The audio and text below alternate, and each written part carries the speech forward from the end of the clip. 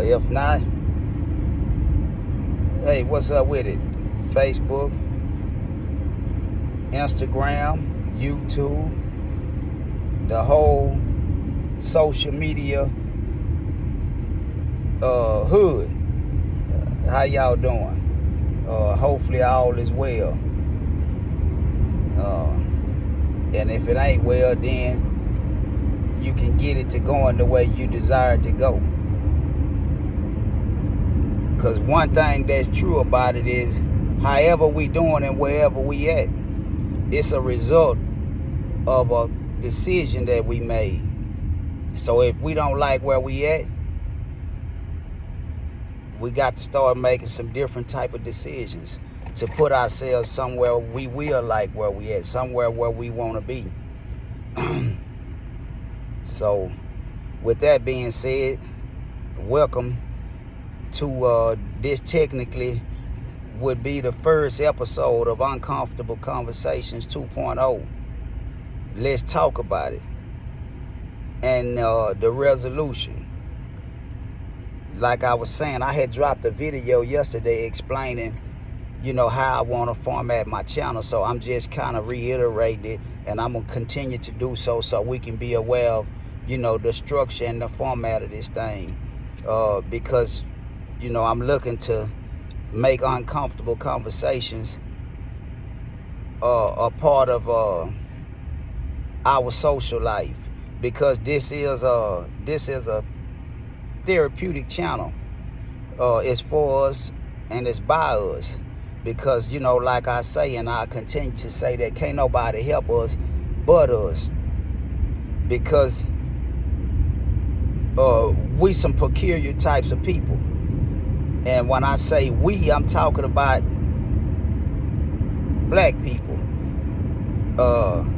And then in the sector of black people, we have different types of blacks in blackness. But I ain't gonna get into that right now. I ain't gonna get into that today. But I came on here to have a conversation, or to present a conversation about dilemmas that turns into arguments pretty consistently, or it have the tendency of turning into arguments pretty consistently. And it come from my own experiences, as well as my indirect experiences from listening to people, or just common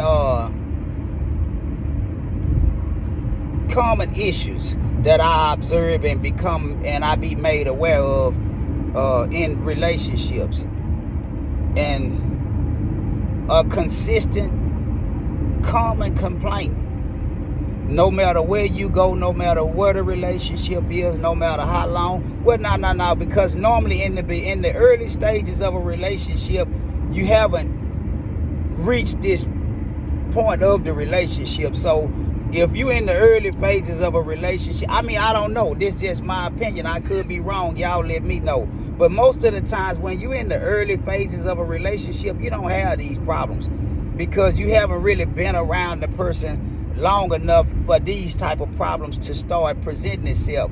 Because most of the time in the early phases of a relationship, that's kind of like the impressionable stages of a relationship. That's kind of like the fluff aspect of the relationship, where you just pretty much see all the good or all the valuables, the assets of that person. You haven't really been around that person long enough to see life start whooping their ass. To see how stress start weighing them down, how bad decisions start to affecting who that person is or who that person is becoming. So when you are fortunate enough to have been in a relationship long enough to reach this point, it's kind of like a gift and a curse of longevity. It's kind of like a gift and a curse of longevity. In any event, it's a challenge, it's an obstacle that presents itself.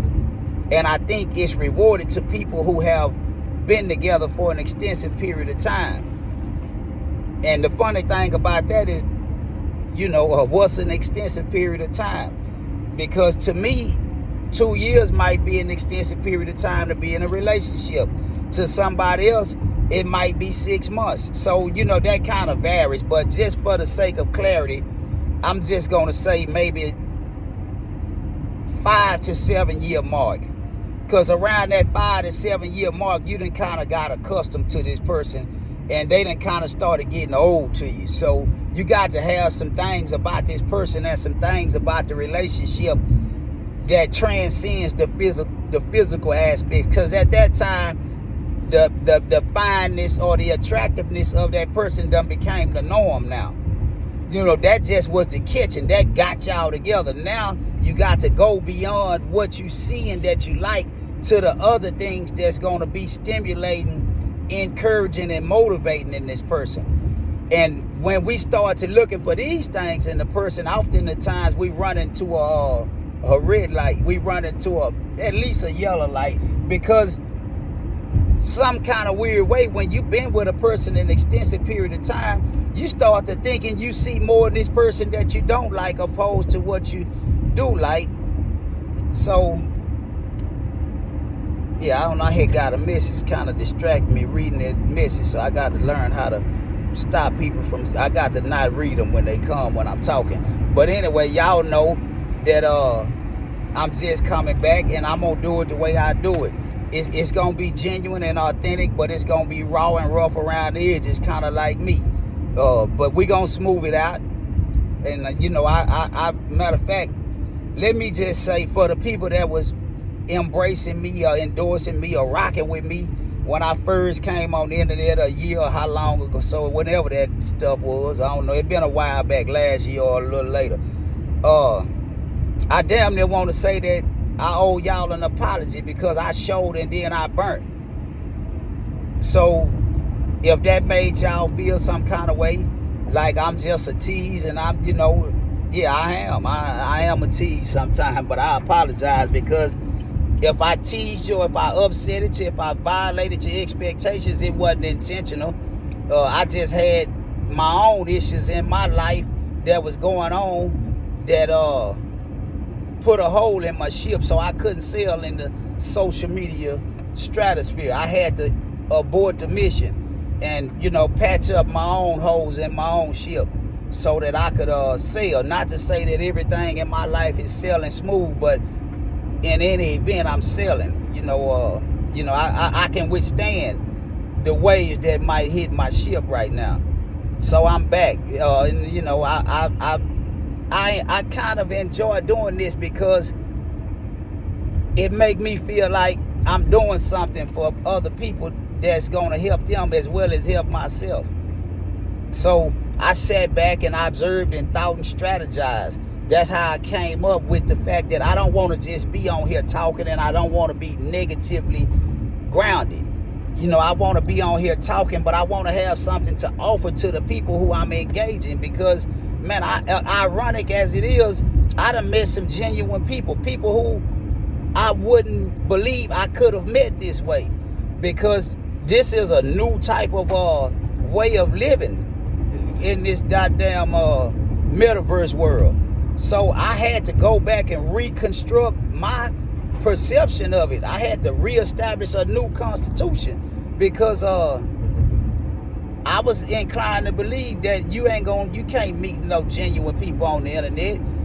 But I'm damn near inclined to believe now that you can meet more genuine people on the internet than you can in real life. And you might meet more genuine people on the internet than you got in your family. So, all that being said, it's a reflection of what we make it. Just like life or anything, you're going to get out of it what you put into it.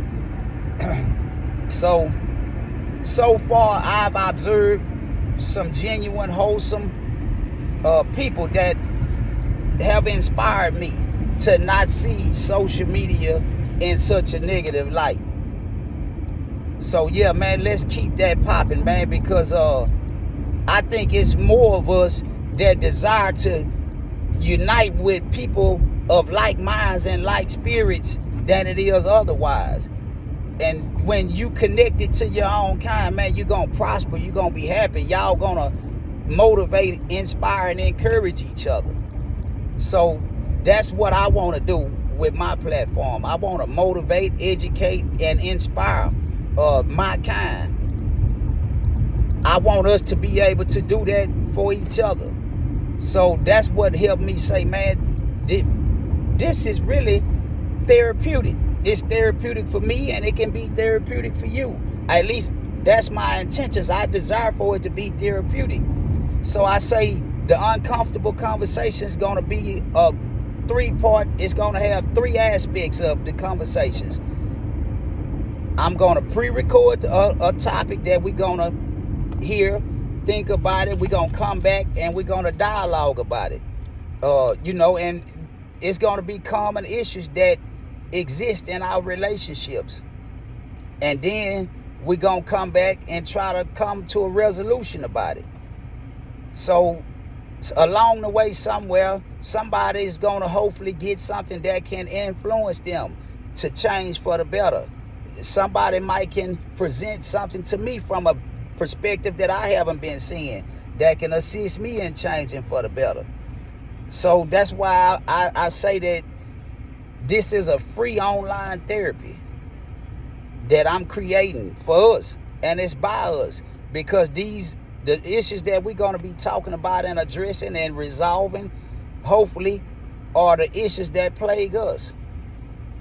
So, welcome, man. Welcome. Welcome home. Welcome aboard. The topic is value. When you've been with somebody an extended period of time, you hear people saying, man, you don't value me.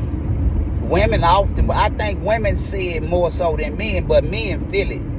A woman to say you don't value me, and a man feeling like, shit, you don't value me either.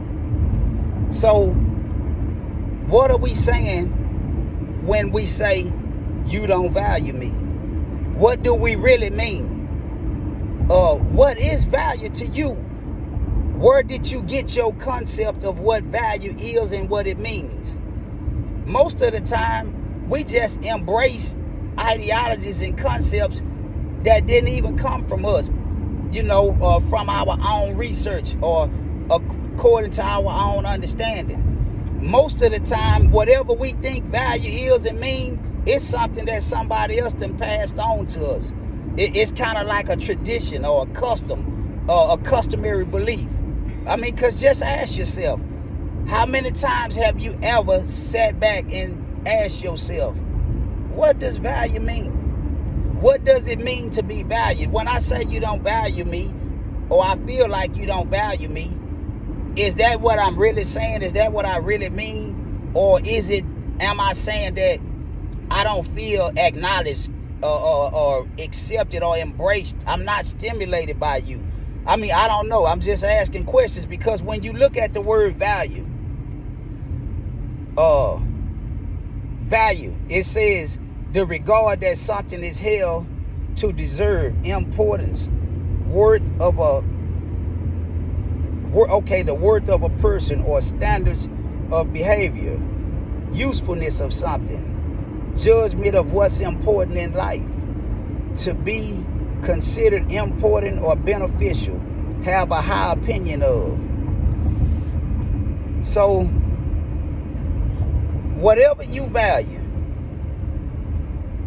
where did you get the concept of value from? All of our values most of the times come from an underlying beliefs, because values and beliefs are kind of synonymous. So in order to believe something, in order to have a value of something, you believe that something is worthy of valuing. It's worthy of being acknowledged and recognized as having value. So belief is a tricky word, though, because as I was looking at value, I started saying, man, what do I believe, or the things that I believe? Man, I say, first of all, let me stop talking about what do belief really mean. So I had to go researching the word belief. Belief is actually a compounded word. belief is made up of two words. Being comes from being, which is, in existence, a state of existence, alive. To be is to be alive, a being. And the second word that makes up belief is leaf. Comes from Indo-European word leubh, L-E-U-B-H, which means love. So I'm gonna say that again. The word belief is made up of it's a compounded word that's made up from being, which is to be alive, to be in existence, and leaf, which is to love. So to be alive or to exist in love is what belief means. And most of our values are established based off our belief system. So when I saw that, it kind of baffled me, and I say, man, what in the hell do we really be saying? It shook me. So I've been dumbfounded and flabbergasted. So it made me start saying, well, when you hear somebody say, I don't feel valued by you. Now I'm really confused. If you don't feel valued by me, then now you believing that I don't value you. But now we just acknowledge that belief means to exist in love. So, man, I need some help with this. I need some help with this. I need people to help me understand exactly what they mean when they say they don't feel like they being valued. We, not me alone, but we, possibly, I don't know. Is there some other people out here that this kind of resonate with them? Because this is a common issue that I've observed, where we feel unvalued by one another, men and women alike. So I would like to expound on this topic and dig deeper into it and get some in-depth understanding, some different opinions and perspectives on this topic. So I'm kind of like just the spark. Now I want to watch the spark ignite a fire.